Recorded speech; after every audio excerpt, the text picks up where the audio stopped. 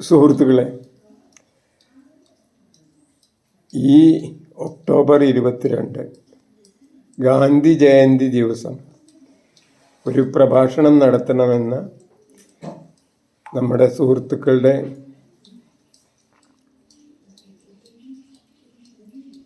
അഭിപ്രായം ഉദ്ദേശിച്ചാണ് ഞാൻ ഈ വീഡിയോ ചെയ്യുന്നത്. ആ പ്രഭാഷണത്തിൽ മഹാത്മാഗാന്ധി എന്തുകൊണ്ട് 22-ാം നൂറ്റാണ്ടിൽ മനുഷ്യ ചരിത്രത്തിലെ ഏറ്റവും തലയെടുപ്പുള്ള വ്യക്തിത്വമാവും എന്നത്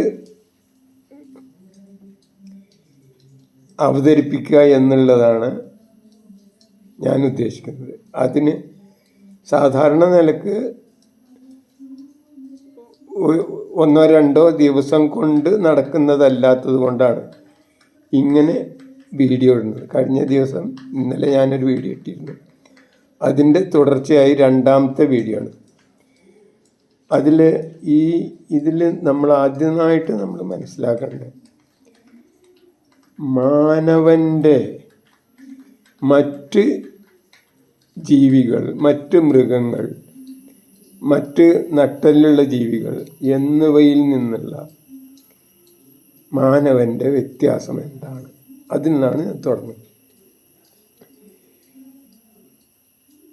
പ്രകടമായ വ്യത്യാസം എന്താണെന്ന് വെച്ചാൽ അത് മനുഷ്യൻ ഉപകരണങ്ങൾ ഉണ്ടാക്കുന്ന ഒരു ജന്തുവാണ്.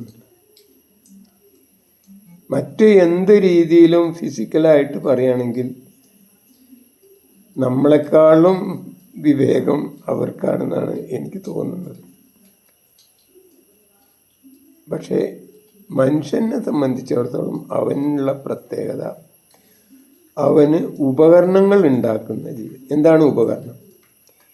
ഉപകരണം എന്നതിന് നിർവചനം എന്താണെന്ന് വെച്ചാൽ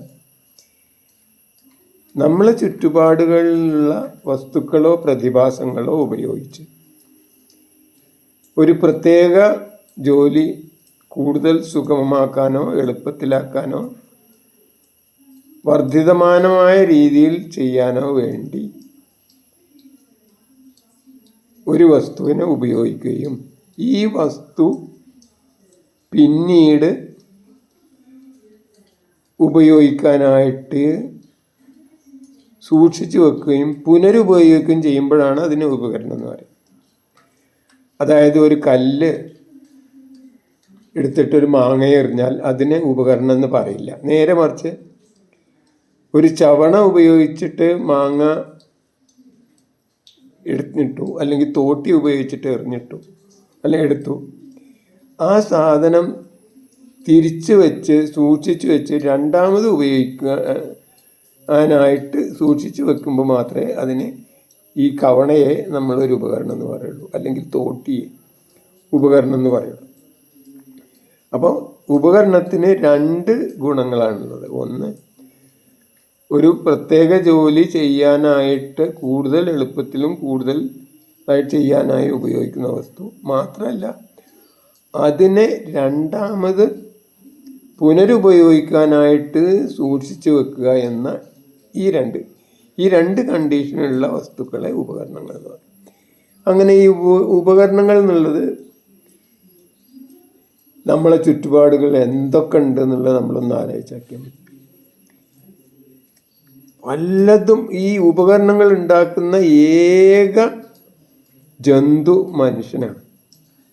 മറ്റുള്ള ജന്തുക്കൾക്കൊക്കെ ഇപ്പോൾ ചില ജീവികൾ ഇപ്പോൾ ഉറുമ്പിനെ അല്ലെങ്കിൽ ചെതലിനെ കിട്ടാനായിട്ട് വടി വെച്ചു കൊടുക്കും. അതിലൂടെ ചെതൽ വന്നിട്ടുണ്ടെങ്കിൽ അതിനെ തിന്നും. പക്ഷെ അത് രണ്ടാമത് ആ വടി ഉപയോഗിച്ചിട്ട് രണ്ടാമത് ചെയ്യാനായി അത് സൂക്ഷിച്ചു വെക്കുന്നില്ല. അപ്പോൾ അത് ഉപകരണമല്ല. അപ്പോൾ അങ്ങനെയുള്ള ഈ ഉപകരണങ്ങൾ എന്നതിൻ്റെ വിപുലമായ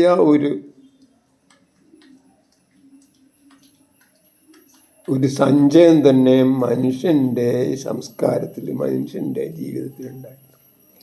ഈ ഉപകരണങ്ങളുടെ പ്രത്യേകത എന്താണെന്ന് വെച്ചാൽ യഥാർത്ഥത്തിൽ ഈ ഉപകരണങ്ങളാണ് നമ്മുടെ ഓരോ, പ്രത്യേകിച്ചും ഈ ആധുനിക മനുഷ്യനെ നിയന്ത്രിക്കുന്നതും അവൻ്റെ ജീവിത രീതിയെ പൂർണ്ണമായിട്ടും ഡിസൈൻ ചെയ്യുന്നതും നടപ്പിലാക്കുന്നതും ഒക്കെ ഈ ഉപകരണങ്ങളാണ്. എന്ന് വെച്ചാൽ ഉപകരണങ്ങളാണ് യഥാർത്ഥത്തിൽ നമ്മുടെ മനുഷ്യ സമൂഹത്തിൻ്റെ ഡെസ്റ്റിനി, മനുഷ്യ സമൂഹത്തിൻ്റെ തലക്കുറി എഴുതുന്നതും നിശ്ചയിക്കുന്നതും നടപ്പിലാക്കുന്നതും. അത്രത്തോളം ഭീകരമായ ഈ ഉപകരണം എന്ന് പറയുന്നത്. ഈ ഉപകരണത്തിൽ പലതരം ഉപകരണങ്ങളുണ്ട്. ഉദാഹരണമായിട്ടൊരു കത്തി, ഒരു തീ, ഒരടുപ്പ്, പാത്രം, ഇതൊക്കെ സാധാരണ ഭൗതിക ഉപകരണങ്ങളാണെന്ന് പറയും. നേരെ മറിച്ച് ഈ ഉപകരണങ്ങളുടെ കൂട്ടത്തിൽ ഭൗതികമായ വസ്തുക്കൾ മാത്രമല്ല ഉള്ളത്. ആ ഭൗതിക വസ്തുക്കളിലേക്കുള്ള ഒരു പാലമായിട്ട് ഉള്ള ഒരു ഉപകരണമാണ് ഞാൻ ഈ ഉപയോഗിക്കുന്ന ഭാഷ, ലാംഗ്വേജ്. ശരിക്കും പറഞ്ഞാൽ അതിന് സിംബോളിക് ഇൻട്രാക്ഷൻ എന്നാണ് പറയുക. പ്രതീകങ്ങളുടെ വിനിമയം, പ്രതീകാത്മക വിനിമയം. അതായത് ഉദാഹരണമായിട്ട് മേശ എന്ന് പറയുന്ന വസ്തുവും കസേര എന്ന് പറയുന്ന വസ്തുവും ഈ ശബ്ദവും തമ്മിൽ ഒരു ബന്ധമില്ല. അത് നമ്മളങ്ങനെ അവിടെ ആരോപിക്കുകയാണ്.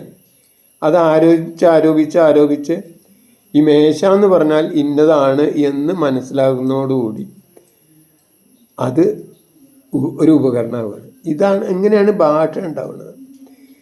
അങ്ങനെ ഈ ഭാഷ കൊണ്ട് ഉണ്ടായ ഒരു വലിയ മെച്ചം, മനുഷ്യനെ സംബന്ധിച്ചിടത്തോളം ഉണ്ടായ ഒരു വലിയ മെച്ചം എന്താണെന്ന് വെച്ചാൽ, ആദ്യമൊക്കെ യഥാർത്ഥത്തിൽ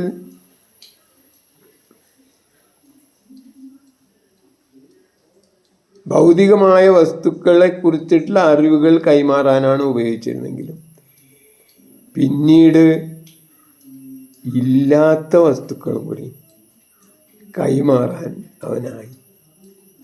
ഇല്ലാത്ത വസ്തുക്കൾ എന്ന് പറഞ്ഞാൽ ഇല്ലാത്തത് തന്നെ, അതായത് നുണ പറയാൻ, സങ്കല്പങ്ങൾ, സ്വപ്നങ്ങൾ, ഇതൊക്കെ കൈമാറാൻ കഴിവുള്ള ഏക ജന്തുവായിട്ട് മനുഷ്യൻ മാറുകയാണ്. അതായത് അതുവഴി ഈ ഭാഷ എന്ന ഉപകരണം ഉണ്ടായതോടുകൂടി ദൈവത്തിനെ പോലും, ഇപ്പോൾ അങ്ങനെയാണല്ലോ, ഏറ്റവും വലിയവനും ഏറ്റവും ശക്തിയുള്ളവനും ഏറ്റവും കഴിവുള്ളവനും ദൈവമാണെന്നാണ് സങ്കല്പം. ആ ദൈവത്തെ പോലും തോൽപ്പിക്കാൻ കഴിയുന്ന തരത്തിലേക്ക് മനുഷ്യനെ എങ്ങനെയാണ് ദൈവത്തിനെ തോൽപ്പിക്കാൻ കഴിയുന്നത്? നുണ പറയുന്നതിൽ, ഇല്ലാത്തത് പറയുന്നതിൽ. ദൈവത്തിന് എന്തായാലും ഇല്ലാത്തത് പറയാനറിയില്ല, കളവ് പറയാനറിയില്ല. നേരെ മറിച്ച് മനുഷ്യന് ഈ ഉപകരണം എന്ന ഈ ഭാഷ എന്ന ഉപകരണം ഉണ്ടായതോടുകൂടി ദൈവത്തിനെ പോലും മറികടക്കാൻ മനുഷ്യനായി എന്നുള്ളതാണ്. അപ്പോൾ ഈ ഉപകരണങ്ങൾ എവിടെ എത്തണമെന്ന് നിങ്ങളൊന്ന് ആലോചിക്കണം. മനുഷ്യനെ ഈ അറിയപ്പെടുന്ന പ്രപഞ്ചത്തിൽ ഒരിക്കലും തോൽപ്പിക്കാൻ പറ്റാത്ത ഒരു മേഖല പോലും കൈയടക്കാൻ അവന് ഈ ഭാഷ, അല്ലെങ്കിൽ സിംബോളിക് ഇൻട്രാക്ഷൻ എന്ന ഭാഷ കൊണ്ടായി. ഇതെങ്ങനെ ഉണ്ടാക്കുന്നത്? ഇത് നമ്മുടെ വോക്കൽ കോളം, അല്ലെങ്കിൽ വായുമണ്ഡലം, അതിൽ ശബ്ദത്തിൻ്റെ തരംഗങ്ങൾ, ഇതൊക്കെ ഉപയോഗിച്ച് നിലവിലിരിക്കുന്ന പല പ്രതിഭാസങ്ങളും പല വസ്തുക്കളും ഉപയോഗിച്ചാണ് അവൻ ഈ ഭാഷ എന്ന ഉപകരണം ഉണ്ടാക്കുന്നത്. അത് പുനരുപയോഗം ചെയ്യുന്നതോടുകൂടി അത് ഉപകരണമാകുന്നു. മാത്രമല്ല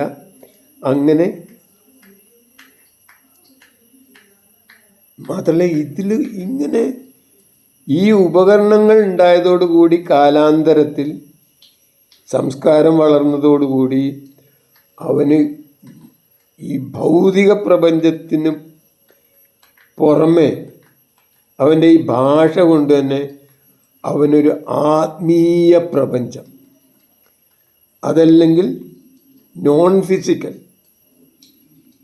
ആയിട്ടുള്ള പ്രപഞ്ചം അവനുണ്ടാക്കാനായി. അവൻ നിർമ്മിച്ചു, അതുണ്ടാക്കി. ഇപ്പോൾ ഉദാഹരണമായിട്ട് പൂജ്യം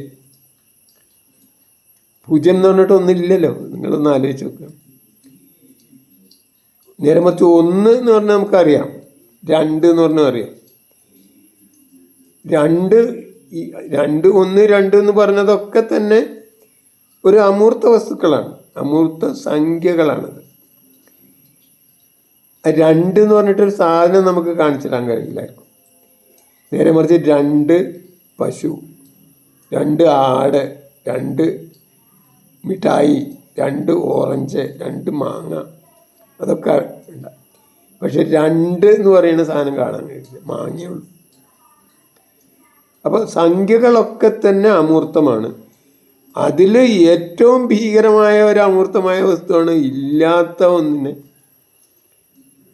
ഒരു സങ്കല്പം ഉണ്ടാക്കിയത്. അതായത് പൂജ്യം. ഉള്ള ഒന്നിനാണെങ്കിൽ പിന്നെയും കുഴപ്പമില്ല, ഇല്ലാത്ത ഒന്നിനെ നിങ്ങളൊന്ന് ആലോചിച്ച് നോക്കുക. ഭീകരമായൊരു കണ്ടെത്തലാണ്. ആരാണത് കണ്ടെത്തിയെന്ന് നിങ്ങൾക്കറിയോ? ഈ ഇല്ലാത്ത ഒരു വസ്തുവിൻ്റെ സംഖ്യയായിട്ട് അതിന് ഒരു സങ്കല്പം ഉണ്ടാവുകയും അതിനൊരു അടയാളം കൊടുക്കുകയും ചെയ്തപ്പോഴാണ് ഈ ഗണിതശാസ്ത്രം തന്നെ ഇത്രയും വിപുലമായത്. ലോകത്തെ മനുഷ്യൻ്റെ കണ്ടെത്തലുകളിൽ ഇന്നേ വല്ല മനുഷ്യൻ്റെ സംസ്കാരത്തിലെ കണ്ടെത്തലുകളിൽ ഏറ്റവും ശക്തമായതും ഏറ്റവും സൃഷ്ടിപരമായതുമായ കണ്ടുപിടുത്തമാണ് പൂജ്യം. അതുകൊണ്ടാണ് 20-ാം നൂറ്റാണ്ടിലെ അതിപ്രഗത്ഭനായിരുന്ന ആൽബർട്ട് ഐൻസ്റ്റൈൻ പറഞ്ഞത്, "We owe a lot to Indians who taught us how to count, without which no worthwhile discoveries would have been done." അതായത് നാം ഇന്ത്യക്കാരോട് കടപ്പെട്ടിരിക്കുന്നു. കാരണം അവരാണ് നമ്മെ എണ്ണാൻ പഠിപ്പിച്ചത്. അതില്ലായിരുന്നെങ്കിൽ ഒരു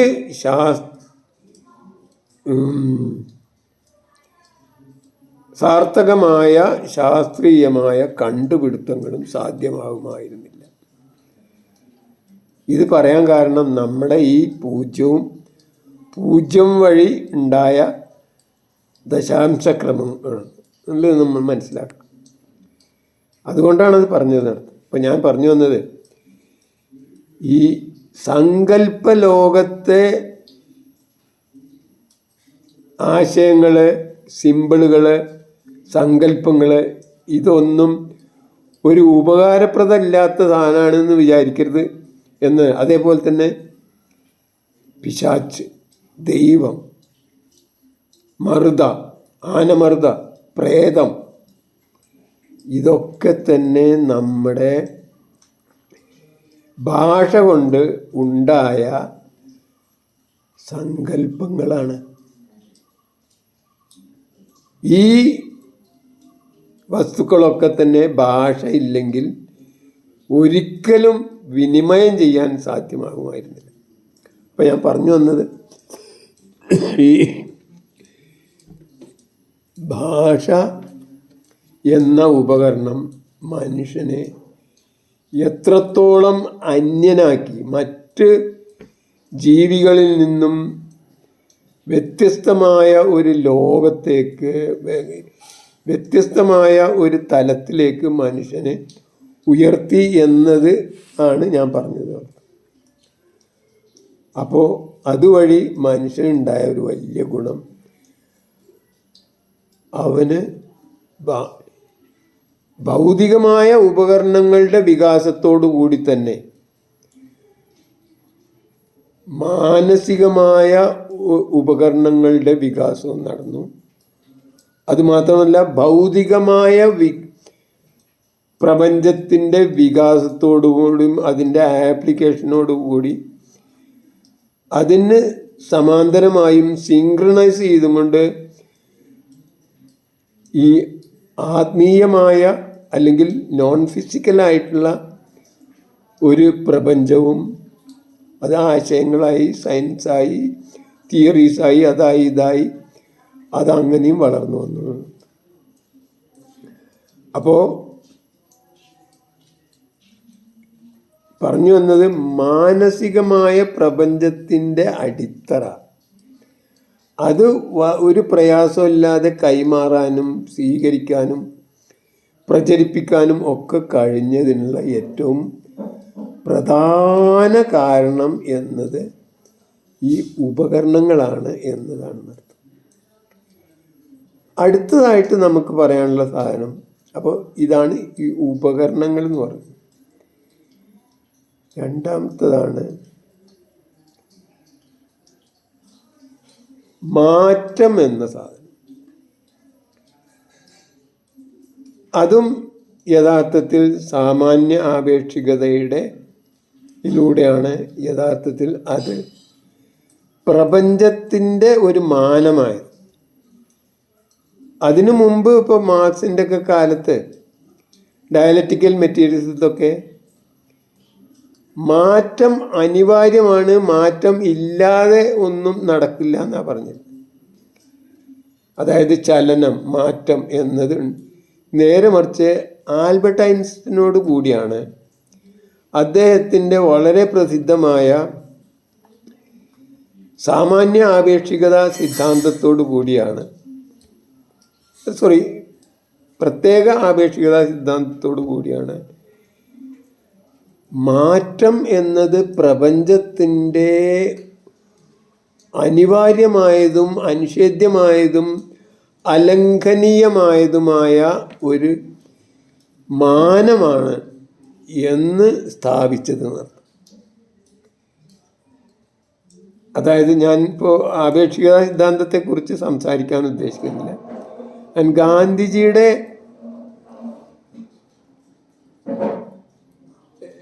പങ്ക് ഈ മനുഷ്യ സമൂഹത്തിലും മനുഷ്യ സംസ്കാരത്തിലുള്ള ഗാന്ധിജിയുടെ പങ്കാണ് സംസാരിക്കാൻ ഉദ്ദേശിക്കുന്നത്. എന്തായാലും അങ്ങനെ ഈ മാറ്റം എന്നത് പ്രപഞ്ചത്തിന് അനിവാര്യമായ ഒരു മാനമാണ്. അതുപോലെ അതിൻ്റെ മുമ്പ് ഇപ്പോൾ ന്യൂട്ടൻ്റെ ഫിസിക്സിലൊക്കെ, ന്യൂട്ടൻ്റെ ഭൗതികശാസ്ത്രത്തിൽ അല്ലെങ്കിൽ ക്ലാസിക്കൽ ഭൗതികശാസ്ത്രത്തിലൊക്കെ പ്രപഞ്ചത്തിന് 3 മാനങ്ങളാണ്: നീളം, വീതി, ഉന്നതി, ഉയരം അല്ലെങ്കിൽ അങ്ങനെ 3 മാനങ്ങളാണ്. 3 മാനങ്ങളുണ്ടെങ്കിൽ ഒരു വസ്തു ഉണ്ട്. ഇതിലേതെങ്കിലും ഒരു മാനം അല്ലെങ്കിൽ ആ വസ്തു തന്നെ ഇല്ല. നേരെ മറിച്ച് ഐൻസ്റ്റൻ്റെ അഭിപ്രായത്തിൽ ഈ 3 ഉണ്ടായതുകൊണ്ട് കാര്യമില്ല. മാറ്റം എന്ന അല്ലെങ്കിൽ സമയം എന്ന മാറ്റത്തിൻ്റെ അളവാണ് അല്ലെങ്കിൽ യൂണിറ്റാണ് സമയം. ഈ സമയം എന്ന ഒരു വസ്തു കൂടി ഇല്ലെങ്കിൽ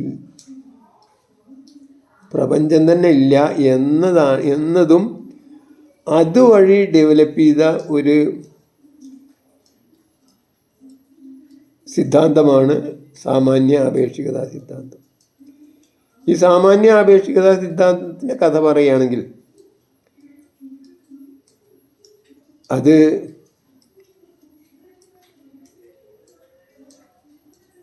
1905 1915 ആണ് അവതരിപ്പിച്ചതെങ്കിലും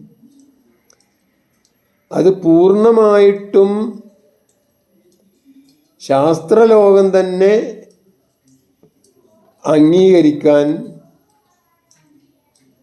പിന്നീട് ദശാബ്ദങ്ങളെടുത്തു.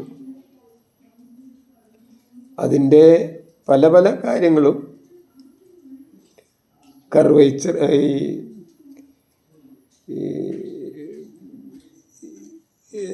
എന്തായാലും അങ്ങനെ നേരെ മറിച്ച് അതിൻ്റെ ഒരു പോസ്റ്റുലേറ്റായ നമ്മുടെ മാസും എനർജിയും രണ്ടല്ല, ഒന്ന് തന്നെയാണ്. ഒരു സാധനത്തിൻ്റെ രണ്ട് ഗുണങ്ങളാണ് എന്ന സിദ്ധാന്തം, E=mc² എന്ന സിദ്ധാന്തം ഈ ആറ്റം ബോംബോട് കൂടി തെളിയിക്കപ്പെട്ടതോടു കൂടിയാണ്.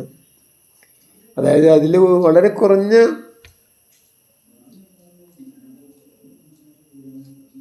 ഭൗതിക വസ്തുക്കൾ എനർജിയാക്കി മാറ്റുന്നതോടു കൂടിയാണ് ഇത്രയും വലിയ അന്ന് വരെ ഇല്ലാത്ത ഒരു എനർജി റിലീസ് ചെയ്യാൻ കഴിഞ്ഞതെന്നും എന്നൊക്കെ ബോധ്യപ്പെട്ടതോടുകൂടിയാണ് ഗൗരവമായിട്ട് സാധാരണ ജനങ്ങളുടെ ഇടയിൽ ഇതിലും ശരിയുണ്ട് എന്ന ബോധ്യത്തിലേക്ക് വന്നത്. അപ്പോൾ മാറ്റം എന്നത് അതിനു മുമ്പ് ഈ സമൂഹത്തിൻ്റെ മാറ്റങ്ങൾ നോക്കിയിട്ട്, മാറ്റങ്ങൾ നിരീക്ഷിച്ച് അത് മനസ്സിലാക്കി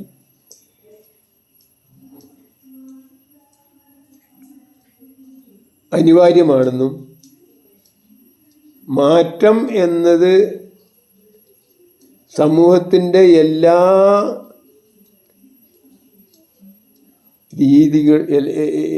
എല്ലാ നിമിഷങ്ങളിലും ബാധകമാണെന്നും എല്ലാ കാലഘട്ടത്തും ബാധകമാണെന്നും പറഞ്ഞത് കാറൽ മാർക്സ് ആണെങ്കിലും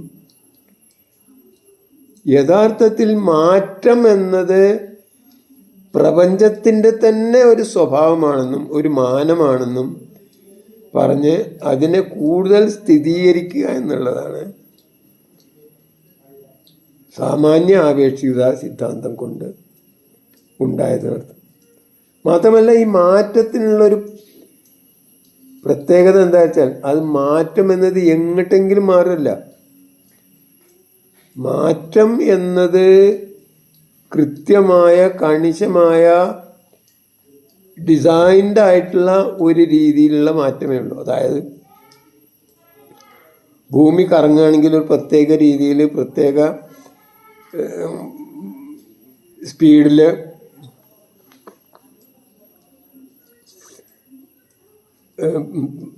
ആണ് കറങ്ങുക. അതേപോലെ തന്നെ സൂര്യനെ ചുറ്റുകയാണെങ്കിൽ പ്രത്യേക രീതിയിലാണ് ചുറ്റുക. ഇതിനൊക്കെ കൃത്യമായ ഒരു ഡിസൈൻഡ് ആയിട്ടുള്ള പാത്തിലാണ്. അതേപോലെ അത് നേരെ തിരിച്ചു വരാൻ കഴിയില്ല. അതേപോലെ ഇപ്പോൾ നിങ്ങൾക്ക് നോക്കുകയാണെങ്കിൽ ഈ മാറ്റത്തിന് ഇപ്പോൾ ഒരു ചക്കക്കുരു എടുത്ത് കുഴിച്ചിട്ടാൽ അത് മുളച്ച് ആദ്യം തൈയായി, പിന്നെ കുറച്ച് കാലം കഴിഞ്ഞ് വലിയ മരമായി, അതിൽ മാങ്ങ അതിൽ ചക്ക ഉണ്ടാവും. അതേപോലെ പഴുത്ത് പിന്നെ ഇലകൾ വീഴും, മണ്ണാകെ മാറിക്കൊണ്ടിരിക്കും. അങ്ങനെ ഒരു മാറിക്കൊണ്ടേ ഇരിക്കുക എന്നുള്ളതല്ലാതെ നേരെ തിരിച്ചൊരു മാറ്റം ഒരിക്കലും അതിന് സാധ്യമല്ല. ഈ വലിയ പ്ലാവിനെ രണ്ടാമത് തിരിച്ച് ചക്കക്കുരു ആക്കാൻ ഉള്ള മാറ്റം ഒരിക്കലും ഭൂമിയിലില്ല. ഇതൊരു ഓർഗനൈസ്ഡ് ആയിട്ടുള്ള അല്ലെങ്കിൽ ശരിക്കും ഡിസൈൻഡ് ആയിട്ടുള്ള ഒരു മാറ്റമേ നമ്മളെ ഭൂമിയുടെ പ്രപഞ്ചത്തിലെ ഏതൊരു കാര്യം എടുത്താൽ അത് മാറിക്കൊണ്ടിരിക്കുന്നു എന്ന് മാത്രമല്ല ആ മാറ്റം കൃത്യവും കണിശവും നിശ്ചയിച്ച പാതയിലുള്ളതുമാണ്. അപ്പോൾ മാത്രമല്ല ഈ മാറ്റത്തിനുള്ളൊരു പ്രത്യേകത എന്താ വെച്ചാൽ, അതിപ്പോൾ നിങ്ങൾ ഈ ഉപകരണങ്ങൾ തന്നെ എടുത്ത് നോക്കിയാൽ മതി. ഈ ഉപകരണങ്ങൾ ഇപ്പോൾ ചക്കക്കുരു ഞാൻ നേരത്തെ പറഞ്ഞ പോലെ പ്ലാവായി പിന്നീട് ചക്കക്കുരു അനേകം ചക്കക്കുരുകൾ ഉണ്ടാക്കാൻ പറ്റുമെങ്കിലും ഈ പ്ലാവിന് തിരിച്ച് ചക്കക്കുരു ആവാൻ കഴിയില്ല. അതേപോലെ തന്നെ കുറേ ആയുധങ്ങൾ, ഈ ആയുധങ്ങൾക്കൊക്കെ ഇതേപോലെ തന്നെ ഒരു വികാസ പരിണാമം ഉണ്ട്. പരിണാമത്തിൻ്റെ ഒരു വലിയ ചരിത്രം നിങ്ങൾക്ക് കാണാം. അപ്പോൾ ആദ്യം ഇപ്പോൾ ഉദാഹരണമായിട്ട് ഇപ്പോൾ നിങ്ങളുടെ കയ്യിൽ എന്തുണ്ട്? എല്ലാവരുടെ കയ്യിലും മൊബൈലുണ്ട്. ഈ മൊബൈല് നിങ്ങൾക്ക് എങ്ങനെ കിട്ടിയത്? മൊബൈല് കിട്ടിയത് അതിന് മുമ്പുള്ള ജപ്പാനിലോ അല്ലെങ്കിൽ ചൈനയിലോ ഉള്ള ഒരു ഫാക്ടറിയിൽ ഉണ്ടാക്കിയതാണ്. ആ ഫാക്ടറി എങ്ങനെ ഉണ്ടാക്കിയത്? അത് അതിനു മുമ്പുണ്ടായിരുന്ന മറ്റൊരു ഫാക്ടറിയിൽ ഉണ്ടാക്കിയത്. ഇപ്പോൾ ഇപ്പോൾ സെമി കണ്ടക്ടർ എന്നോ അല്ലെങ്കിൽ ചിപ്പ് എന്നോ പറയുന്ന സാധനം ഉണ്ടാക്കിയത് വേറൊരു സ്ഥലം. അതെവിടെ ഉണ്ടാക്കിയത്? തായ്വാനിലുള്ള ഒരു ഇതിൽ നിന്നാണ് ചിപ്പ് ഉണ്ടാക്കിയത്. അതെവിടെ ഉണ്ടാക്കിയത്? അത് അതിന് മുമ്പുണ്ടായിരുന്ന ഡെൻമാർക്കിലാണ്. അത് എവിടെ ഉണ്ടാക്കിയത്? അത് അമേരിക്കയിലാണ്. ഇങ്ങനെ നോക്കുകയാണെങ്കിൽ നിങ്ങളെ ഇപ്പോൾ ഉപയോഗിക്കുന്ന ഒരു ഉപകരണം ഉണ്ടാക്കിയത് അതിനു മുമ്പുള്ള മനുഷ്യരുടെ എത്രയോ കേന്ദ്രങ്ങളിൽ മുമ്പത്തെ അങ്ങനെ നോക്കുകയാണെങ്കിൽ അതിന് യഥാർത്ഥത്തിൽ ഒരു രക്തബന്ധം അല്ലെങ്കിൽ ശ്രേണീബന്ധം നമ്മുടെ ആദ്യത്തെ ശിലായുഗ മനുഷ്യൻ്റെ ആ ശിലാ ആയുധങ്ങളിലേക്ക് വരെ എത്തുന്നത്. അതായത് ഉപകരണങ്ങളുടെ പ്രത്യേകത അതാണ്. അതങ്ങനെ വികസിച്ചു കൊണ്ടേയിരിക്കുകയാണ്. മാത്രമല്ല ഈ വികസിച്ചു കൊണ്ടിരിക്കുന്ന ഉപകരണങ്ങളാണ് മനുഷ്യൻ്റെ ജീവിത രീതിയെ നിശ്ചയിക്കുന്നത്, ജീവിത രീതിയെ ഡിക്റ്റേറ്റ് ചെയ്യുന്നത്. എങ്ങനെ ജീവിക്കണം, എങ്ങനെ നടക്കണം, എങ്ങനെ അവിടെ പോകണം, എങ്ങനെ ഇവിടെ പോകണം, എങ്ങനെ എന്തൊക്കെ ചെയ്യണം എന്നൊക്കെ തീരുമാനിക്കുന്നത് ഉപകരണങ്ങളാണ്. നമ്മൾ അറിഞ്ഞോ അറിയാതെയോ ഈ ഉപകരണങ്ങൾ നമ്മളെ ജീവിതത്തെ മുച്ചൂടും നിയന്ത്രിക്കുന്നു എന്നതാണ് യഥാർത്ഥത്തിൽ യാഥാർത്ഥ്യം. അതിൽ കുറേ ഉപകരണങ്ങളുണ്ട്. പല ഉപകരണങ്ങളും നമ്മൾ അംഗീകരിക്കില്ലെങ്കിലും നമുക്കറിയാം ഓരോ ഉപകരണവും നമ്മളെ, പ്രത്യേകിച്ചും നമ്മളെ മെനുവിൽ, നമ്മളെ ഭക്ഷണക്രമത്തിൽ മാറ്റങ്ങൾ വരുത്താൻ കഴിവുള്ളവരാണ്. തീ ഉണ്ടാക്കാൻ തുടങ്ങിയതോടുകൂടി നമുക്ക് എന്തായി? വേവിച്ച ആഹാരം കഴിക്കാനായി. കെമിക്കൽ വസ്തുക്കൾ അതിൽ ഉദാഹരണമായിട്ട് ഉപ്പിടാൻ തുടങ്ങിയതോടുകൂടി കൂടുതൽ രുചികരമായ ആഹാരം കഴിക്കാൻ തുടങ്ങി. രാസവസ്തുക്കൾ അല്ലെങ്കിൽ അങ്ങനെയുള്ള വസ്തുക്കൾ പലതും കൂട്ടിച്ചേർത്താൽ നമുക്ക് കൂടുതൽ നല്ല ആഹാരം. ഇങ്ങനെ ഓരോ കണ്ടുപിടുത്തങ്ങളും ശരിക്കും പറഞ്ഞിട്ടുണ്ടെങ്കിൽ മനുഷ്യനെ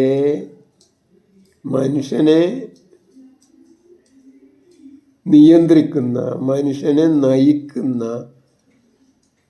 നേരിട്ടോ അല്ലാതെയോ പ്രത്യക്ഷമായോ പരോക്ഷമായോ മനുഷ്യനെ നയിക്കാൻ കഴിവുള്ള വസ്തുക്കളായി ഈ ഉപകരണങ്ങളൊക്കെയാണ്. അപ്പോൾ ഈ ഉപകരണങ്ങളുടെയൊക്കെ പ്രത്യേകത എന്താണെന്ന് വെച്ചാൽ, ഈ ഉപകരണങ്ങളൊക്കെ തന്നെ യഥാർത്ഥത്തിൽ ആദ്യമൊക്കെ യഥാർത്ഥത്തിൽ നമുക്ക് ജീവിക്കാനുള്ള സൗകര്യങ്ങൾ, നമ്മളെ ചുറ്റുപാടുകളിൽ ജീവിക്കാനുള്ള ആഹാരം തേടലാണ് ആദ്യമൊക്കെ. പിന്നീട് കൃഷി തുടങ്ങി. അതോടുകൂടി അതൊരു വലിയ സാംസ്കാരിക വിപ്ലവം തന്നെ ഉണ്ടാക്കി. ഒന്നിച്ച് കൃഷി ചെയ്യാൻ പറ്റുന്ന നഗര കേന്ദ്രങ്ങൾ ഉണ്ടാക്കി, നാഗരികതകൾ ഉണ്ടായി. ഈജിപ്തിലും മെസപ്പൊട്ടോമിയയിലും സിന്ധു നദീ തടങ്ങളിലും അതേപോലെ ചൈനീസ് ഭാഗങ്ങളിലുമൊക്കെ വലിയ വലിയ സാംസ്കാരിക സമൂഹങ്ങളുണ്ടായി. അതോടുകൂടി കൂട്ടായ മനുഷ്യരുടെ ജീവിതത്തോടുകൂടി പുതിയ പുതിയ ആശയങ്ങളും പുതിയ പുതിയ ഉപകരണങ്ങളും പുതിയ പുതിയ രീതികളുണ്ടായി. മാത്രമല്ല, അങ്ങനെയാണ് യഥാർത്ഥത്തിൽ മനുഷ്യന് ഈ യുദ്ധങ്ങളുടെ തുടക്കം. എവിടെയൊക്കെ വിഭവദാരിദ്ര്യം അനുഭവപ്പെടുന്നു, വിഭവദാരിദ്ര്യം രൂക്ഷമാകുന്നു, അവിടെയുള്ള ആൾക്കാരൊക്കെ അവിടുന്ന് മറികടന്ന് മറ്റുള്ള രാജ്യങ്ങളിൽ പോയി അവിടെയുള്ള ജനങ്ങളെയും അവരുടെ വിഭവങ്ങളൊക്കെ കൊള്ളയടിക്കാനും അവരെയൊക്കെ നശിപ്പിക്കാനും തുടങ്ങിയോടുകൂടിയാണ് നമ്മുടെ യഥാർത്ഥത്തിൽ നശീകരണ ആയുധങ്ങൾ എന്ന് പറഞ്ഞാൽ, അല്ലെങ്കിൽ കൊല്ലാനുള്ള ആയുധങ്ങൾ ഉണ്ടാക്കിയത്. മാത്രമല്ല, അതുണ്ടാക്കിയത് ലോകം മുഴുവൻ കീഴടക്കുന്നതാണ് നമ്മൾ ഒരു 500-600 കൊല്ലം കണ്ടത്. താരതമ്യേന യൂറോപ്പിലെ പാശ്ചാത്യ ലോകത്തൊക്കെ മഞ്ഞ് മൂടിക്കിടക്കുന്ന രാജ്യങ്ങളായിരുന്നു. കൊല്ലത്തിൽ 8 മാസം അവിടെ മരങ്ങൾക്കൊന്നും പച്ചലല്ല എന്ന് പറഞ്ഞിട്ടുണ്ടെങ്കിൽ പിന്നെ അവിടെ കാർബോഹൈഡ്രേറ്റ് ഉണ്ടാക്കുന്നില്ല. ജീവിക്കാൻ ഏറ്റവും അത്യാവശ്യം അതാണല്ലോ, സൂര്യപ്രകാശം. പച്ചിലകൾ സംഭരിച്ച ആ ഊർജം അവർ സംഭരിച്ചു വെച്ചാൽ മാത്രമാണ് ഈ ജന്തുക്കൾക്ക് ജീവിക്കാൻ കഴിയുള്ളൂ. അതില്ലാത്തതുകൊണ്ട് തന്നെ അവിടെ ആകെ ഈ വേനൽക്കാലം, വസന്തകാലം തൊട്ട് വേനൽക്കാലം, ആ കാലത്ത് മാത്രമാണ് അവിടെ ഇല വിരിഞ്ഞ് ഇല വലുതായി പൂ വിരിഞ്ഞ് കായായി ഒരു 3-4 മാസം. അത് കഴിഞ്ഞാൽ ഈ എല്ലാ വൃക്ഷങ്ങളും ഇലയൊക്കെ കൊഴിഞ്ഞ് ജീവൻ നിലനിർത്താനായിട്ട് അവരങ്ങനെ ഒരു സമാധിയിലേക്ക് കഴിയുക. പിന്നെ രണ്ടാമത് അടുത്ത വർഷം തുടങ്ങുമ്പോൾ മാത്രമേ പുതിയതായിട്ട് ഇലകൾ ഉണ്ടാവൂ. അങ്ങനെയുള്ള ഒരു സ്ഥലത്ത് ജനങ്ങൾ പെരുകി, അവിടെ കൃഷി ഉണ്ടായി. അങ്ങനെ അവരൊന്നായിട്ട് ജീവിക്കാൻ തുടങ്ങിയതോടുകൂടി കൃഷി ഉണ്ടായി. കൃഷി വന്ന് എന്തായി? ഭീകരമായി. അവർക്ക് അവിടെയുള്ള ഉൽപ്പാദനങ്ങളെ കൊണ്ട് ജീവിക്കാൻ പറ്റാതായതോടുകൂടി കുറേ ആൾക്കാരെ ഇല്ലാതാക്കണം. മാത്രമല്ല, അതിന് പുറമെ മറ്റുള്ള ഭാഗത്തുള്ള ആൾക്കാരുടെ വിഭവങ്ങളൊക്കെ കവർന്നെടുത്ത് അങ്ങനെ ജീവിക്കണം എന്നുള്ളതിനുള്ള തത്വശാസ്ത്രങ്ങൾ. കാരണം ഈ തത്വശാസ്ത്രങ്ങൾക്കൊക്കെ കാരണം എന്താ? ജീവിക്കുക എന്നുള്ളതാണ്. അപ്പം ഇങ്ങനെയുള്ള അവരുടെ ആ ഭാഗങ്ങളിലുള്ള ഉരുത്തിരിഞ്ഞു വന്ന എല്ലാ മതങ്ങൾക്കും അവരുടെ മതം മാത്രമാണ് ശരിയെന്നും അന്യ മതങ്ങളൊക്കെ തന്നെ തെറ്റാണെന്നും അത് മാത്രമല്ല, അതുകൊണ്ട് തന്നെ അവർക്കൊന്നും ജീവിക്കാൻ തന്നെ അർഹതയില്ല എന്നും അതൊക്കെ പിടിച്ചടക്കാൻ നമുക്ക് അർഹതയും അവകാശവും ഉണ്ടെന്നും എന്ന അവസ്ഥയിലേക്ക് വന്നു നടക്കും. അപ്പോൾ ഇങ്ങനെയുള്ള ഉപകരണങ്ങളുടെ, പ്രത്യേകിച്ചും വിഭവദാരിദ്ര്യമുള്ള രാജ്യങ്ങളിലാണ് ഈ മറ്റുള്ളവരെ നശിപ്പിക്കുക എന്നുള്ള ഉപകരണം ഫലപ്രദമായിട്ട് ഉപയോഗിക്കുകയും അതുപയോഗിച്ചിട്ട് മറ്റ് രാജ്യങ്ങളെ അന്യ രാജ്യങ്ങളെ അതേഴ്സിനെ കീഴടക്കാനും ഇതിനൊക്കെ എന്നുള്ള ചരിത്രം നമുക്ക് എല്ലാവർക്കും അറിയാം. അപ്പം അത് എത്ര രസകരമാണ്. അത് എങ്ങനെയാണെന്ന് വെച്ചാൽ ഈ ഉപകരണങ്ങളുമായിട്ട് അതിന് വളരെ നല്ല ബന്ധമുണ്ട്. ഉദാഹരണമായിട്ട് ഇപ്പോൾ ആദ്യമൊക്കെ കുന്തം, വാള്, ചവണ മുതലൊക്കെ ഉണ്ടായിരുന്നുള്ളൂ. പിന്നീട് അമ്പ്, വില്ല്. ഇതിൻ്റെ ഇടയിൽ മംഗോളിയൻസ് ആണെന്ന് തോന്നുന്നു ആദ്യമായിട്ട് ഈ കുതിരപ്പുറത്ത് ജീനിയിൽ കാല് വെക്കാനുള്ള ഒരു മെറ്റാലിക് സാധനമുണ്ട്. അത് വെച്ചാൽ ശരിക്കും ഒരാൾക്ക് കുതിരപ്പുറത്ത് നിന്നുകൊണ്ട് അമ്പ് ചെയ്ത് നിന്നുകൊണ്ട് തന്നെ സഞ്ചരിച്ചുകൊണ്ട് തന്നെ അമ്പ് ചെയ്ത് പിന്നെ രക്ഷപ്പെടാൻ കഴിയും. അങ്ങനെ അമ്പ് ചെയ്യാനുള്ള ഈ കുതിരയുടെ ജീനിയുടെ ഈ ഒരു ഭാഗം കണ്ടെത്തിയ ആദ്യം മംഗോളിയൻസാണ്. അവർ ലോകം മുഴുക്കെ കീഴടക്കി. ഈ മംഗോളിയൻസിന് അവരുടെ അരുമയായ കുതിരപ്പുറത്ത് ഈ ജീനിയിലുള്ള ഇത് വെച്ചിട്ട് ഈ അമ്പ ഇതുകൊണ്ട് ഈ പിന്നെ റോമാ സാമ്രാജ്യം വരെ എത്താനും അതേപോലെ അപ്പുറത്ത് ചൈന വരെ കീഴടക്കാനും അവർക്ക് കഴിയും. ഇങ്ങനെ അതായത് ഞാൻ പറഞ്ഞു വന്നത് ഈ ഉപകരണങ്ങളാണ് യഥാർത്ഥത്തിൽ മനുഷ്യൻ്റെ ജീവിതവും ചരിത്രവും തന്നെ നിർണ്ണയിക്കുന്നതെന്നാണ്. അതിൽ മറ്റൊരു ഉപകരണത്തിൻ്റെ കഥ പറയുകയാണെങ്കിൽ ഇപ്പോൾ വെടിമരുന്ന്.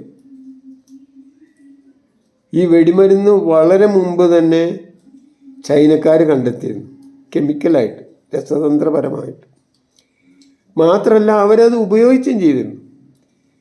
അവരുപയോഗിച്ചത് എന്തിനാണെന്ന് വിചാരിച്ചിട്ടുണ്ടെങ്കിൽ മംഗോളിയൻസ് ഇങ്ങോട്ട് വരുമ്പോൾ അവരെ തടയാനുള്ള പ്രതിരോധമായിട്ടാണ് ഉപയോഗിച്ചത്. നേരെ മറിച്ച് അത് 13-ാം നൂറ്റാണ്ടോടു കൂടിയാണ് ആ നോഹൗ, ഏകദേശം 1000 കൊല്ലം കഴിഞ്ഞിട്ടാണ് ആ നോഹൗ ഈ പാശ്ചാത്യർക്ക് കിട്ടിയത്. അതോടുകൂടി നോക്കിയാൽ നിങ്ങൾ ലോക ചരിത്രം തന്നെ മാറ്റിമറിക്കാൻ അവർക്കായി. അതുവഴി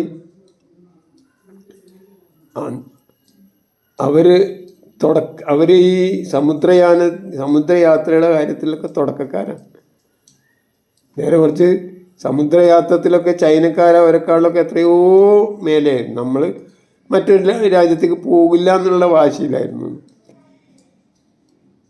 അങ്ങനെ യഥാർത്ഥത്തിൽ അന്നുണ്ടായിരുന്ന കപ്പലുകളുടെ വലിപ്പവും ശക്തിയും ഒക്കെ നോക്കുകയാണെങ്കിൽ ചൈനക്കാരായിട്ട് ഒരിക്കലും മാച്ച് ചെയ്യാൻ പറ്റാത്ത അത്രയും വലിയ ഉന്നതിയിലായിരുന്നു ചൈനക്കാർ. നേരെ മറിച്ച് ഇവർക്ക് ഒരു പീരങ്കി ഉണ്ടാക്കാനും ആ പീരങ്കിൽ വെടിമരുന്ന് ഉപയോഗിച്ചിട്ട് തീ തുപ്പാനും ഉള്ള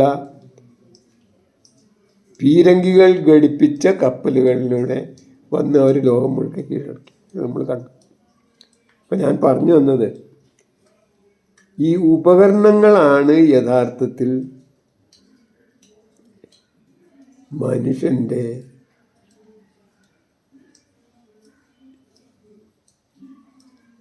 ഭാഗധേയങ്ങൾ, മനുഷ്യൻ്റെ ജീവിത രീതികൾ, മനുഷ്യൻ്റെ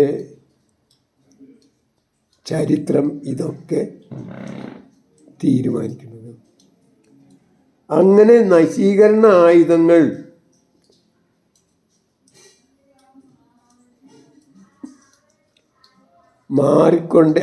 വികസിച്ചുകൊണ്ടേയിരുന്നപ്പോൾ എൻ്റെ ഇടയിൽ എന്തൊക്കെ കാര്യങ്ങൾ വരുന്നുണ്ട്. ചക്രങ്ങൾ കണ്ടെത്തി, തേരുകൾ കണ്ടെത്തി, പീരങ്കികൾ കണ്ടെത്തി, പീരങ്കികൾ കപ്പലിൽ വെച്ചു, ചക്രം ഘടിപ്പിച്ച പീരങ്കികൾ ഉണ്ടാക്കി, ഇങ്ങനെയൊക്കെ വരുന്നുണ്ട്. അങ്ങനെ അതിൻ്റെ ഒരു അവസാനമായിട്ടാണ്, അതൊക്കെ നശീകരണ ആയുധങ്ങളാണ്.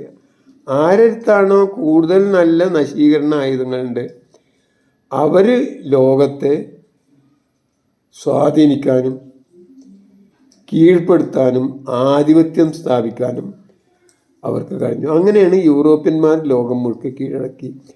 സൂര്യനസ്തമിക്കാത്ത ബ്രിട്ടീഷ് സാമ്രാജ്യം ഉണ്ടായതൊക്കെ നിങ്ങൾക്കറിയാം. അതിനെക്കുറിച്ച് കൂടുതലൊന്നും ഞാൻ പറയുന്നില്ല. അങ്ങനെ ഇരിക്കുമ്പോഴാണ് ഈ പാരലായിട്ട് ഉള്ള ശാസ്ത്രത്തിൻ്റെ കണ്ടെത്തലുകളിൽ മാസും എനർജിയും ഒന്നാണെന്നും ഈ മാസിനെ നമുക്ക് നേരിട്ട് എനർജി ആക്കിയാൽ വളരെ കൂടുതൽ എനർജി ഉണ്ടാകുന്നു, ഒരിക്കലും മനുഷ്യന് ആലോചിക്കാൻ പറ്റാത്ത അത്ര വലിയ എനർജി ഉണ്ടാകുന്നു. അത് നമ്മൾ ഉപയോഗിക്കുകയാണെങ്കിൽ നമുക്ക് നമ്മളെ ശത്രുവിനെ നിഷ്കാസനം, തകർക്കൽ വളരെ എളുപ്പമാണെന്നും അതൊരായുധമായിട്ട് ഉപയോഗിക്കാമെന്നും കണ്ടെത്തിയതോടുകൂടി ഉണ്ടായ ഒരു സമവാക്യം എന്താ വെച്ചാൽ, അതുവരെ ഉണ്ടായിരുന്ന മനുഷ്യൻ്റെ ചരിത്രം മാറ്റി എഴുതുകയാണ്. അതായത് ആദ്യം നമുക്കറിയാം 1945 ആഗസ്റ്റ് 8 കൂടിയാണ് ലോകം മുഴുക്കെ ഈ ആറ്റം ബോംബ് എന്ന് പറഞ്ഞ പുതിയ ആയുധം, അതായത് വസ്തുവിനെ എനർജി ആക്കുന്ന ആയുധം ഉപയോഗിക്കുന്നത്. ആകെ 2 ഗ്രാമേറ്റേ ഉപയോഗിച്ചിട്ടുള്ളൂ എന്നാണ് പറയുന്നത്. 2 ഗ്രാം വസ്തു എനർജി ആയാൽ ഉണ്ടാവുന്ന ഭീകരമായ ഊർജത്തിൻ്റെ ശക്തി കണ്ടത്.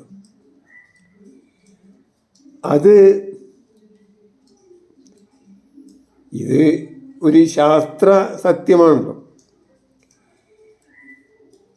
ശാസ്ത്ര സത്യം തന്നെ ഒരാളുടെ കുത്തകയല്ല, അത് ലോകത്തെ എല്ലാവർക്കും ഒന്ന് തന്നെയാണ്. അപ്പോൾ അതുകൊണ്ട് തന്നെ മാത്രമല്ല, അത് യഥാർത്ഥത്തിൽ അമേരിക്ക ഹിരോഷിമയിലും നാഗസാക്കിയിലും ബോംബിടാനുണ്ടായ കാരണം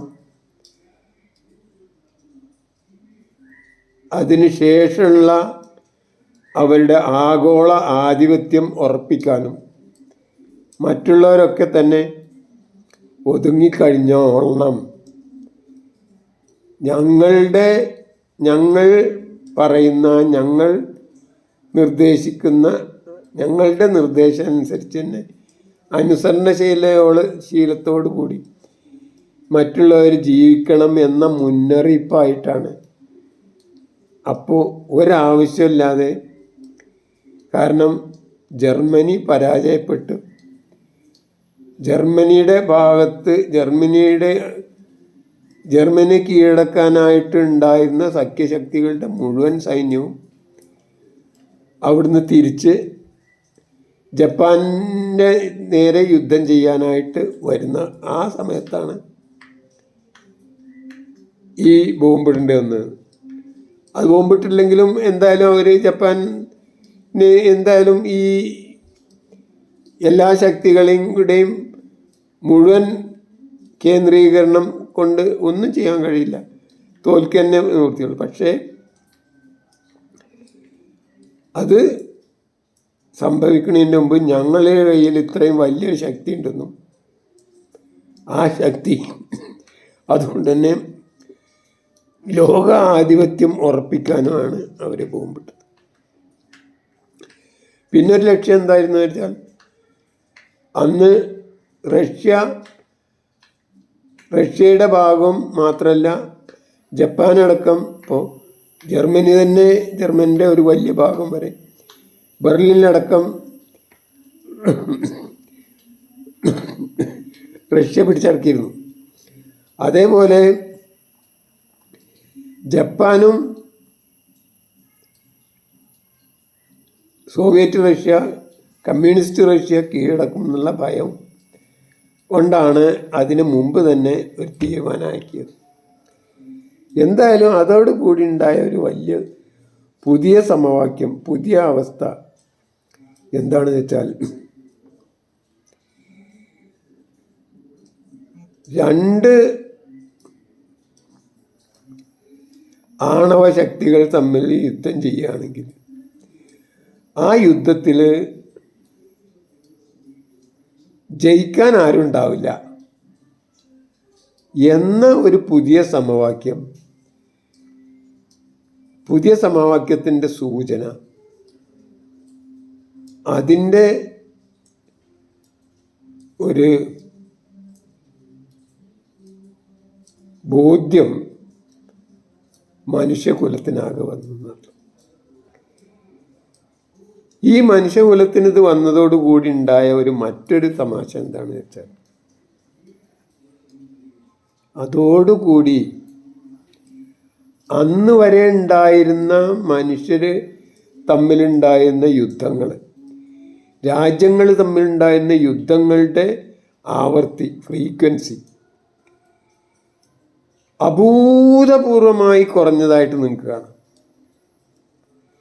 അഭൂതപൂർവമായി കുറഞ്ഞെന്ന് മാത്രമല്ല, അതിനിടയിൽ പ്രത്യേകിച്ച് 49 വെറും 5 കൊല്ലം കൊണ്ട്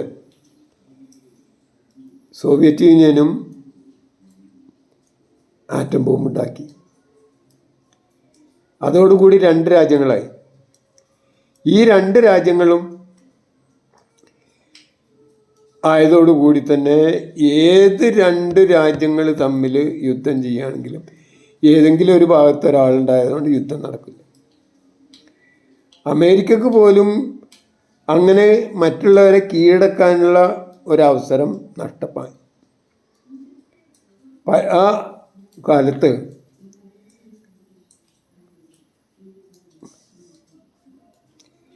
യുദ്ധങ്ങൾ ഏറ്റവും കുറഞ്ഞ ഒരു കാലഘട്ടമായിരുന്നു. പിന്നീട് യുദ്ധങ്ങൾ, നഗ്നമായ യുദ്ധങ്ങൾ, യാതൊരു തത്വദീക്ഷയും ഇല്ലാതെ ഇപ്പോൾ ഇറാഖിലായിക്കോട്ടെ, ഈ സദ്ദാം ഹുസൈൻ്റെ ഇറാഖിലായിക്കോട്ടെ, ഖത്താഫിയുടെ ലിബിയയിലായിക്കോട്ടെ, അവിടെയൊക്കെ ഉണ്ടായ യുദ്ധങ്ങൾ സോവിയറ്റ് യൂണിയൻ്റെ തകർച്ചയ്ക്ക് ശേഷം ഉണ്ടായത്. അങ്ങനെ അപ്രമാദിത്യമായ രീതിയിൽ താന്തോന്നിത്തത്തോടുകൂടി മറ്റൊരു രാജ്യത്തിന് യാതൊരു രീതിയിലും പരിഗണിക്കാതെ അവരുടെ താല്പര്യങ്ങളെ പൂർണ്ണമായും അവഗണിച്ചുകൊണ്ടും തിരസ്കരിച്ചുകൊണ്ടും ഒരു രാജ്യത്തെ ലക്ഷക്കണക്കിന് ആൾക്കാരെ കൊല്ലുക എന്നുള്ളത് പിന്നീട് ഈ 2 ശക്തികൾക്കും 2 ശക്തികളെല്ലാം ഒറ്റ ശക്തിയായി എന്നുള്ളതിന് ശേഷമാണ് ഉണ്ടായതെന്നുള്ളത് നമുക്ക് കാണാം, സൂക്ഷ്മ നിരീക്ഷകർക്ക് മനസ്സിലാവും. പക്ഷേ ഇപ്പോൾ എന്താണുള്ള സ്ഥിതി എന്ന് വെച്ചാൽ, ഇപ്പോൾ ഏകദേശം 10-12 രാജ്യങ്ങൾ ആറ്റോമിക ശക്തികളായി മാറിയിരിക്കുന്നു. ഈ ആറ്റോമിക നോഹൗ അല്ലെങ്കിൽ അതിൻ്റെ ഫോർമുല എന്നതും അത് പ്രയോഗവൽക്കരിക്കുക എന്നത് ഒരു സയൻസാണ്. ഈ സയൻസ് ഒരാളുടെയും കുത്തകയല്ല, അത് മനുഷ്യൻ്റെ പ്രപഞ്ചത്തിൻ്റെ ഭാഗമാണ് നടത്തുന്നത്. ഏതൊരു സമൂഹത്തിൽ, രാജ്യത്ത് കുഞ്ഞുങ്ങളെ ശാസ്ത്രീയ ബോധം ഉണ്ടാക്കാനും ഗവേഷണം നടത്താനും കണ്ടുപിടിക്കാനും പഠിപ്പിക്കുന്നു, അവരത് എന്തായാലും കണ്ടെത്തും. കാരണം ആദ്യം കണ്ടെത്തുമ്പോൾ മാത്രമേ വലിയ പ്രയാസമുള്ളൂ, പിന്നീട് അതൊരു പ്രയാസമില്ല. അപ്പോൾ നേരത്തെ നമ്മൾ പറഞ്ഞ പൂജ്യത്തിൻ്റെ കാര്യം പറഞ്ഞു, പൂജ്യം ഉണ്ടായതോടുകൂടി ഉണ്ടായ മാറ്റത്രേ. അതേപോലെ ഇത് എന്തായാലും നടക്കുമെന്നറിയാം, അതിനെക്കുറിച്ചുള്ള ഒരു വലിയ കാര്യങ്ങളും അറിയാം. അതെങ്ങനെ നമ്മളെ ലാബറട്ടറിയിൽ അതുണ്ടാവും എന്നുള്ളത് മാത്രമേ ഇന്ന് പരീക്ഷണം നടത്തിയുള്ളൂ. അതങ്ങനെയാണെങ്കിൽ ഇന്നല്ലെങ്കിൽ നാളെ ബുദ്ധിയുള്ള മനുഷ്യരുടെ എല്ലാം ബുദ്ധിയുള്ള മക്കൾക്ക് ശരിയായ വിദ്യാഭ്യാസം കൊടുക്കുകയാണെങ്കിൽ ഒരു പ്രയാസമില്ലാതെ ഈ 12 എന്നത് 50 100 120 195 മാറും. ഇങ്ങനെയുള്ള ഒരവസ്ഥയിൽ രണ്ട് പേര് തമ്മിലുള്ള അഭിപ്രായ വ്യത്യാസം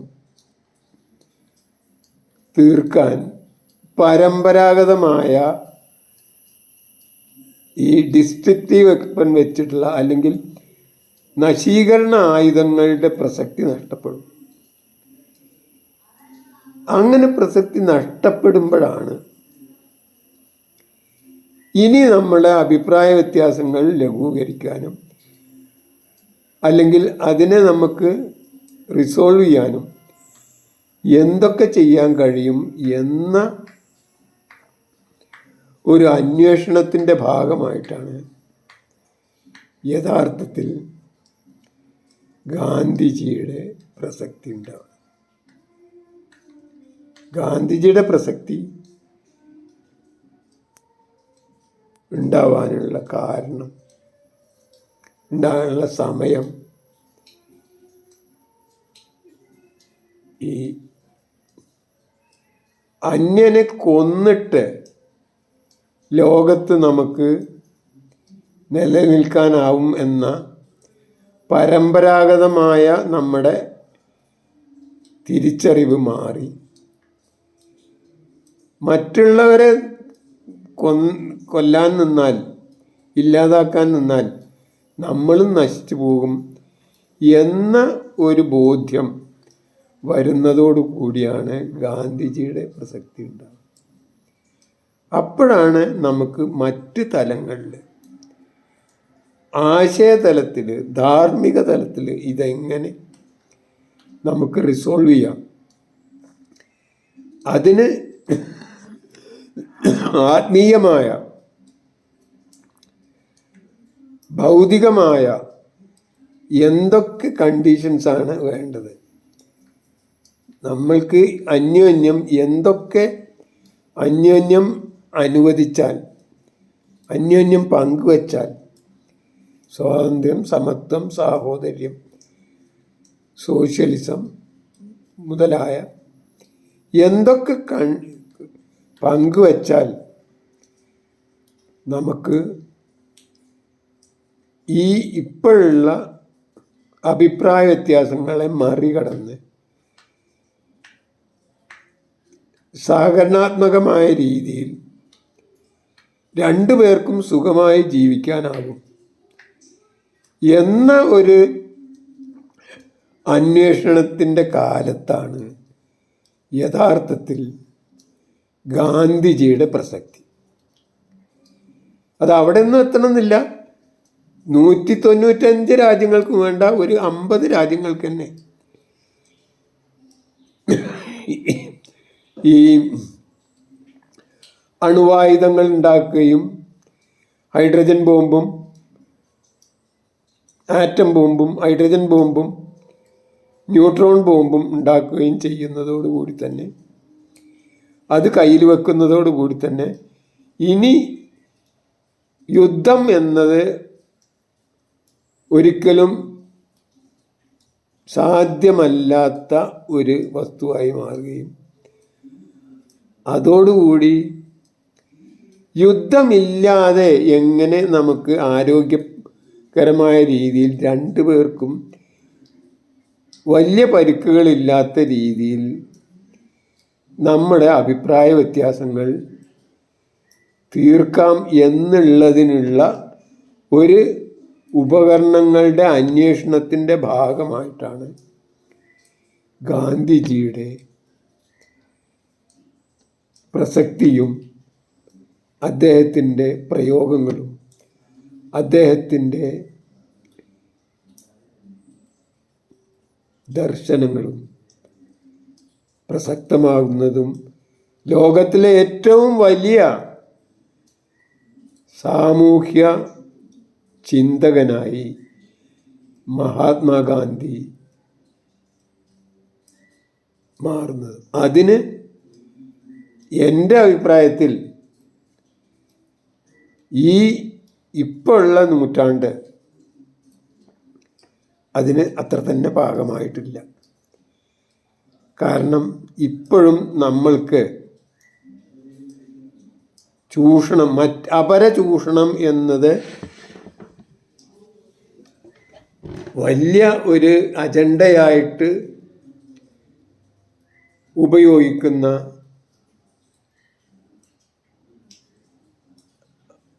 ഇവരുടെ ആധിപത്യത്തിലും അവരുടെ കയ്യിലുമാണ് വിഭവങ്ങളും ആയുധങ്ങളൊക്കെ. അത് മാറി അന്യോന്യം സഹകരിക്കാമെന്നും വിൻ അന്യോന്യം പങ്കുവെക്കാമെന്നും അങ്ങനെയാണെങ്കിൽ നമുക്ക് ഇതിനേക്കാളും കൂടുതൽ സന്തോഷത്തോടു കൂടി ജീവിക്കാമെന്നുമുള്ള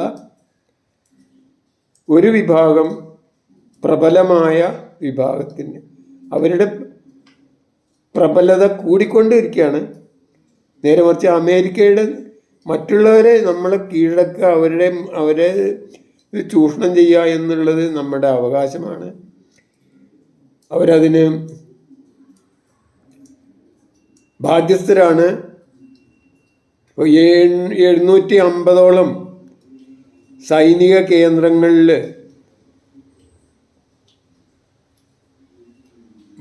എല്ലാ നശീകരണ ആയുധങ്ങളും കൊണ്ട് നടക്കുന്ന ഞങ്ങൾക്ക് ഈ ലോകം മുഴുക്കെ അവിടെയുള്ള വിഭവങ്ങളൊക്കെ ഞങ്ങൾക്കും കൂടി അവകാശപ്പെട്ടതാണ്.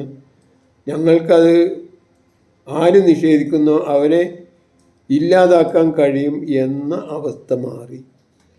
എല്ലാ രാജ്യങ്ങൾക്കും അവിടെയുള്ള വിഭവങ്ങൾ പൂർണ്ണമായും അവരുടെ ഇഷ്ടത്തിന് ഉപയോഗിക്കുകയും തൊട്ടടുത്തുള്ള എല്ലാ രാജ്യങ്ങളോടും അത് പങ്കുവെക്കുകയും അതിൽ നിന്ന് രണ്ടുപേരും കൂടുതൽ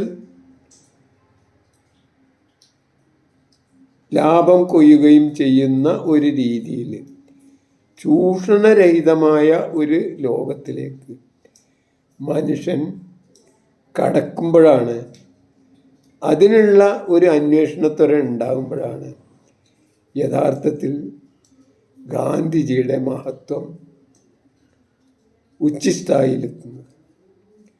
അതിന് കൂടുതൽ കാലമൊന്നും വേണ്ടിയില്ല എന്നാണ് തോന്നുന്നത്. അപ്പോൾ നമ്മുടെ ഇപ്പോൾ ഇവിടെ ജീവിക്കുന്ന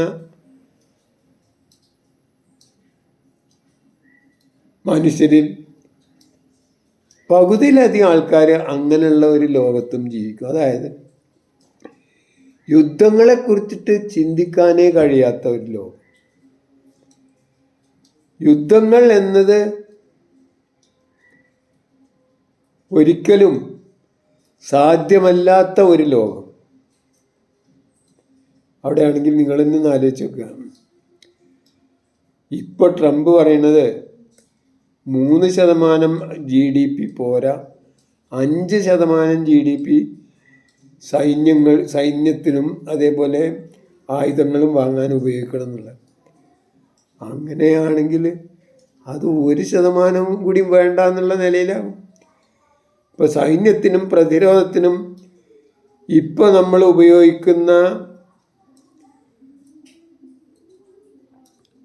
വിഭവങ്ങളുടെ 10% മതിയെങ്കിൽ പിന്നെ ഇവിടെ ഈ ലോകം സ്വർഗമാകാൻ വേറെ വല്ലതും വേണം. അപ്പം അങ്ങനെയുള്ള ഒരു ലോകത്തേക്ക് മനുഷ്യൻ വരുന്നു.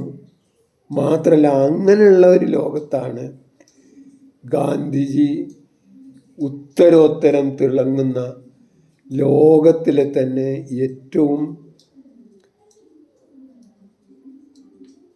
തിളക്കമാർന്ന ഒരു വ്യക്തിത്വമായി മാറുന്നത് എന്ന് അവതരിപ്പിക്കാനാണ് എനിക്കിഷ്ടം. അത് ഇങ്ങനെയാണെങ്കിലും അടുത്ത തന്നെ ഇതിന്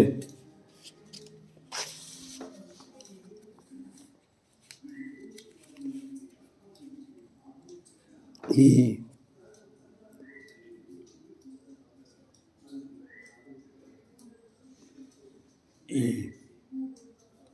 എന്തായാലും ഇത് ഇപ്പോൾ 1 മണിക്കൂറായി. അടുത്ത ദിവസം ബാക്കിയുള്ള കാര്യങ്ങൾ. ഈ സാമാന്യ ആപേക്ഷികത അല്ലെങ്കിൽ മാറ്റം എന്നത് അനിവാര്യമായ ഒരു മാനമാണെന്നും അതില്ലെങ്കിൽ ഈ പ്രപഞ്ചം തന്നെ ഇല്ല എന്ന ഒരവസ്ഥ നിലനിൽക്കുന്നിടത്തോളം കാലം അത് മറ്റെന്തൊക്കെ മാർഗങ്ങളിൽ, മറ്റെന്തൊക്കെ തലത്തിൽ ഈ സമൂഹത്തിൽ മാറ്റങ്ങൾ വരുത്തുമെന്നും അതുകൊണ്ട് തന്നെ അതിന് ആരോഗ്യത്തിനുള്ള പ്രസക്തി എന്തെന്നും വിദ്യാഭ്യാസത്തിൽ എന്തൊക്കെ പ്രസക്തി ഉണ്ടെന്നും ഭരണതലത്തിൽ എന്തൊക്കെ പ്രസക്തി ഉണ്ടെന്നും രാഷ്ട്രീയത്തിൽ എന്തൊക്കെ പ്രസക്തി ഉണ്ടെന്നും അടുത്ത ദിവസങ്ങളിൽ ഈ ഗാന്ധിജിക്ക് അന്ന്, അതായത് ഗാന്ധിജി ഏകദേശം ഒരു നൂറ്റാണ്ട് മുമ്പാണ് ജീവിച്ചിരുന്നത് എന്ന് നമുക്കറിയാം. അതിൽ എന്തൊക്കെ പോസിറ്റീവായ മാറ്റങ്ങൾ, വികാസം, തെളിമ വന്നിട്ടുണ്ടെന്നും അടുത്ത ദിവസങ്ങളിൽ ഉള്ള വീഡിയോകളിൽ ചെയ്യാം. എന്തായാലും ഈ കാര്യങ്ങളിൽ ഞാനീ പറഞ്ഞതിൽ എന്തെങ്കിലും അഭിപ്രായ വ്യത്യാസങ്ങളുണ്ടെങ്കിൽ, പറഞ്ഞതിൽ വല്ല തെറ്റുണ്ടെങ്കിൽ ക്ഷമിക്കണം.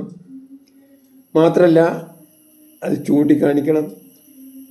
അതിലെന്തൊക്കെ രീതിയിൽ നമുക്ക് മാറ്റം വരുത്തണം എന്നുള്ളതും ചൂണ്ടിക്കാണിക്കണം എന്ന നിലക്കാണ് ഞാൻ ഈ വീഡിയോ ഇടുന്നത്. അടുത്ത ദിവസം ഇങ്ങനെ ആരോഗ്യത്തെക്കുറിച്ചിട്ട്, ചികിത്സയെക്കുറിച്ചിട്ട്, അത് ഗാന്ധിജിയുടെയും ഈ സാമാന്യാപേക്ഷികതയുടെയും പ്രസക്തി, അത് അപ്ലൈ ചെയ്യുമ്പോഴുള്ള, അത് പ്രയോഗിക്കുമ്പോൾ ഉണ്ടാകുന്ന മാറ്റങ്ങളെക്കുറിച്ചിട്ട് അടുത്ത ദിവസങ്ങളിൽ വീഡിയോ ഇടാം. എന്തായാലും ജയ് ഹിന്ദ്, ജയ് ജഗത്, ജയ് ജീവൻ.